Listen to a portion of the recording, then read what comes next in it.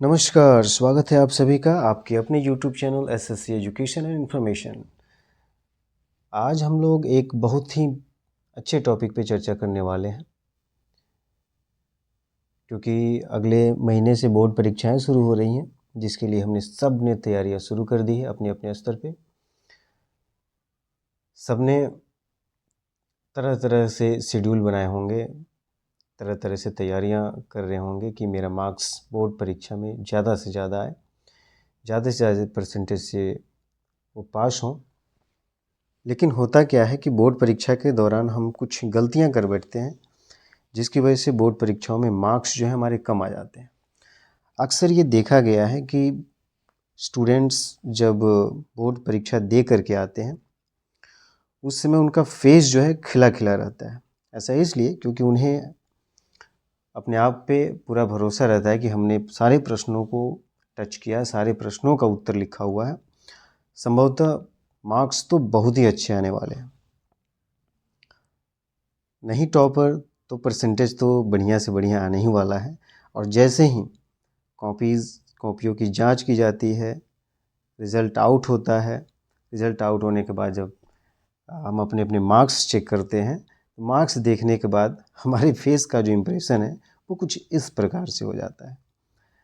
फिर हम मंथन करने लगते हैं, चिंतन करने लगते हैं। कोई हमसे पूछता है तो उसे हम बार बार यही बताते हैं कि मैंने कॉपीज़ तो बहुत अच्छा लिखा था, प्रश्नों का उत्तर तो हमने बहुत अच्छे से दिया हुआ था, पता नहीं क्या हो गया कि प्रश्नों का उत्तर अच्छे से लिखने के बावजूद भी मेरे मार्क्स कम आ गए। तो हमने सोचा चलिए इस पे एक वीडियो बनाते हैं, देखते हैं कि आखिर हमें किन किन बातों पे ध्यान रखना चाहिए जब हम बोर्ड परीक्षा हॉल में बैठें, अपनी उत्तर पुस्तिका को लिखें तो मार्क्स अच्छे आएँ, ज़्यादा से ज़्यादा परसेंटेज आए और गलतियां हमसे कम हो। तो चलिए वीडियो को शुरू करते हैं और देखते हैं कि हमें किन किन बातों का ध्यान रखना चाहिए। बिहार बोर्ड परीक्षा की यदि हम बात करें तो इसमें ऑब्जेक्टिव प्रश्न और सब्जेक्टिव प्रश्न 50-50%, मतलब कि अगर ऑब्जेक्टिव प्रश्न जितने भी होंगे उसका 50% प्रश्नों का उत्तर हमें देना होता है। ठीक उसी प्रकार सब्जेक्टिव प्रश्न यदि है तो उसमें से भी हमें 50% प्रश्नों के उत्तर देने होते हैं। यदि मान लिया जाए कि यदि ऑब्जेक्टिव प्रश्नों की संख्या 70 है तो इसका 50% यानी हमें 35 प्रश्नों का ही उत्तर देना है। उसी प्रकार यदि सब्जेक्टिव प्रश्न है तो उसमें यदि लघु उत्तरीय दीर्घ जो भी प्रश्न है, जितनी भी संख्या में है, उनका 50% प्रश्नों का उत्तर ही हमें देना होता है। तो इस तरीके से क्या है कि हमारे पास ये होता है कि हम अगर कोई प्रश्न हमें ये नहीं आ रहा है, उसके बाद वाले प्रश्न का उत्तर हमें बहुत अच्छे तरीके से पता है, तो हम चूज़ कर पाते हैं कि हम इस प्रश्न का उत्तर ना दे करके इस प्रश्न का उत्तर दें। इस तरीके से सभी प्रश्नों को अटेम्प्ट कर पाते हैं और बोर्ड परीक्षा में हमारे मार्क्स अच्छे आते हैं। तो बात करते हैं हम लोग सबसे पहले ऑब्जेक्टिव प्रश्नों की।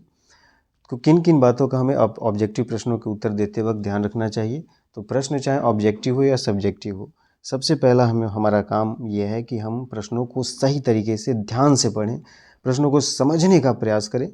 क्योंकि यदि हम प्रश्नों को समझ लेते हैं तो उनके उत्तर हमें बहुत आसानी से पता चल जाते हैं। और ऑब्जेक्टिव प्रश्न में ज़्यादा ये नहीं है कि सब्जेक्टिव प्रश्नों की तरह हमें अपने शब्दों को सही तरीके से लिखना हो, या ऑब्जेक्टिव प्रश्न में यह है कि 4 ऑप्शन है, उसमें से जो सटीक है, जो सही है, उसको मार्क कर देना है। तो प्रश्नों को पढ़ेंगे ठीक से तभी हम उन 4 ऑप्शन में ये देख पाएंगे कि कौन से ऑप्शन जो है इस प्रश्न का वो सही है।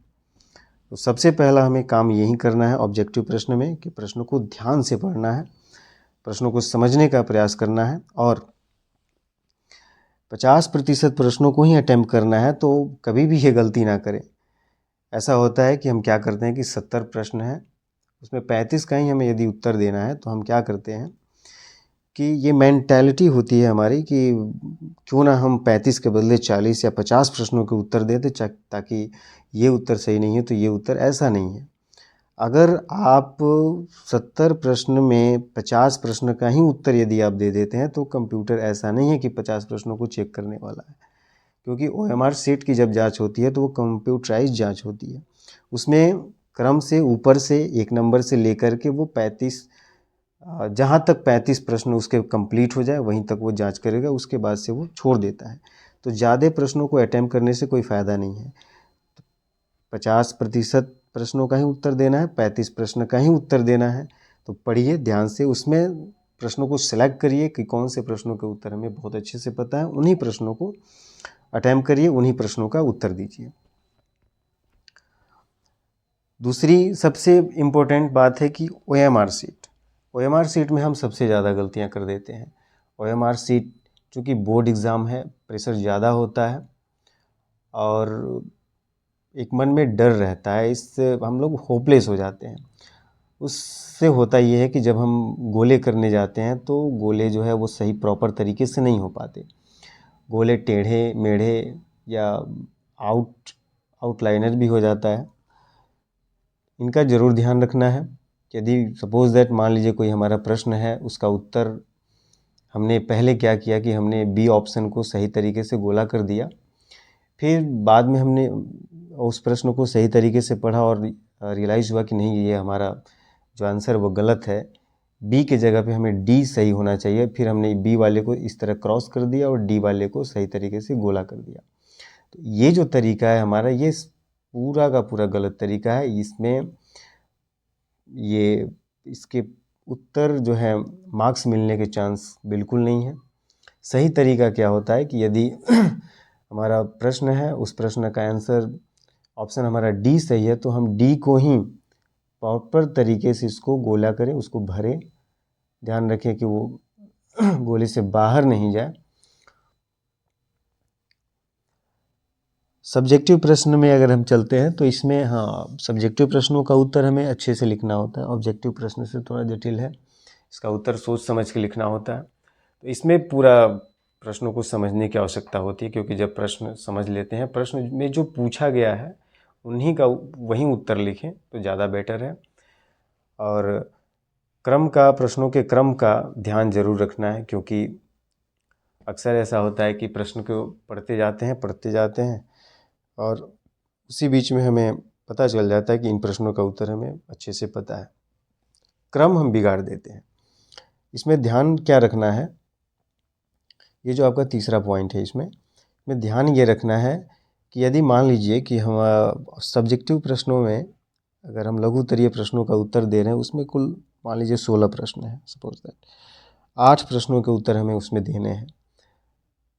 हमारा जो पहला प्रश्न है उसका हमें उत्तर अच्छे से पता है, फिर उसके बाद 5वें का पता है, फिर उसके बाद 8वें का पता है, फिर 10वें का पता है। ऐसे करते करते मतलब उस क्रम से नहीं पता है। और जब हम उत्तर लिखने जाएं तो कभी भी ये गलती ना करें कि हम पहले 5वें का उत्तर लिख दिए, फिर 10वें का लिख दिए, फिर दूसरे का लिख दिए, फिर 15वें का लिख दिए, फिर चौथे का लिखे, फिर पहले का लिखे। इस प्रकार से, इस तरह से, इस क्रम में हम प्रश्नों का उत्तर कभी नहीं लिखें। ऐसा करने से जो कॉपी जांच करने वाले शिक्षक होते हैं उनको परेशानी होती है, तो सहज महसूस नहीं करते। तो बेहतर तरीका क्या है कॉपी लिखने का, अगर कोई भी प्रश्न है क्रम से ही लिखें। पहले पहला लिखें, फिर तीसरा का पता है तो तीसरा लिखें, 5वें का पता है तो 5वां लिखें, 7वें का पता है तो 7वां लिखें, 10वें का पता है 10वां, 15वें का पता है तो 15वां लिखें। ये क्रम से लिखें, प्रश्नों का उत्तर क्रम से लिखें, ताकि कॉपी जब जांच जो शिक्षक कर रहे हैं उनको सहूलियत हो और मार्क्स अच्छे मिले। कलम की बात करें तो नीले यानी ब्लू और ब्लैक पेन का ही इस्तेमाल करना चाहिए। उत्तर लिखते समय ध्यान रखें कि गलतियां ना हो, क्योंकि गलतियां ज़्यादा होंगी तो हमें क्रॉस करना होगा, काटना होगा, और ज़्यादा काटेंगे तो उत्तर पुस्तिका जो है वो भद्दी नज़र आएगी, साफ़ सुथरा क्लीन नहीं दिखेगा, तो उस पर भी हमारे मार्क्स कट सकते हैं।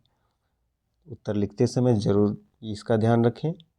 कि जो भी लिखें शुद्ध लिखें, सही तरीके से लिखें, गलतियां ना करें, शब्दों को काटे नहीं। लिखावट साफ सुथरा और सुंदर जितना होगा उसके पूरे नंबर मिलने के चांसेस ज़्यादा बढ़ जाते हैं। होता ये है कि हम उत्तर को लिखते हैं, गलती हो जाता है, काट देते हैं, कॉपी सुंदर नहीं दिखता है, लिखावट सुंदर नहीं होती है। तो यदि प्रश्न मान लीजिए कि 5 नंबर का है तो इस वजह से वो नंबर कट जाते हैं, 2 नंबर या 3 नंबर ही मिल पाते हैं।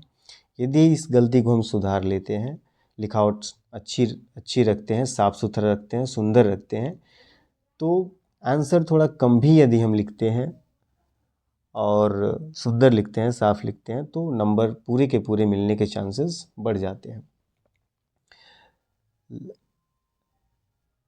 लघु उत्तरीय और दीर्घ उत्तरीय प्रश्नों की बात करें तो लघु उत्तरीय प्रश्नों के उत्तर जो है हमें कम शब्दों में देने होते हैं, 20 से 25 शब्दों के अंदर ही देना होता है। तो अब शब्दों को गिन करके तो हम लिखेंगे नहीं, लेकिन एक अंदाज़ा लगा के रखते हैं कि 5 से 7 लाइन के अंदर या आधे पेज के अंदर, आधा पेज तो ज़्यादा ही हो जाएगा, 5 से 7 लाइन के अंदर ही अपने उत्तर को लिखें, लघु उत्तरीय प्रश्नों को विशेष रूप से। और चूँकि दीर्घ प्रश्न बहुत डिटेलिंग वाले क्वेश्चन होते हैं, उसमें उत्तर को बहुत सब हेडिंग के अंतर्गत लिखना होता है।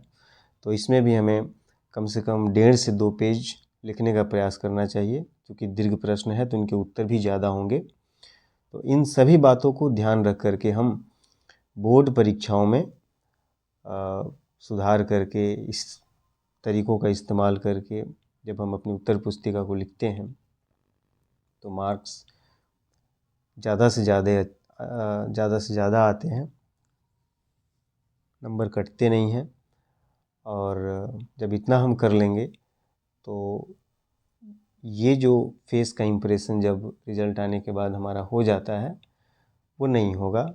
और मार्क्स जब अच्छे आएंगे तो परीक्षा दे करके जब हम आते हैं तब ऐसा हमारे फेस का इम्प्रेशन होता है। और जब हम इन सभी चीज़ों का ध्यान रखेंगे, सभी बातों का ध्यान रखेंगे, इनको अप्लाई करके जब हम उत्तर पुस्तिका को लिखेंगे तो रिज़ल्ट आने के बाद भी हमारे फेस का इम्प्रेशन ऐसा ही होगा, मार्क्स हमारे ज़्यादा से ज़्यादा आएंगे, परसेंटेज ज़्यादा से ज़्यादा होगा। तो पूरा प्रयास करिए इन बातों का ध्यान रखने का और बोर्ड में अच्छे से अच्छा परफॉर्मेंस दीजिए, ज़्यादा से ज़्यादा मार्क्स लाइए। वीडियो देखने के लिए बहुत बहुत धन्यवाद। Thank you.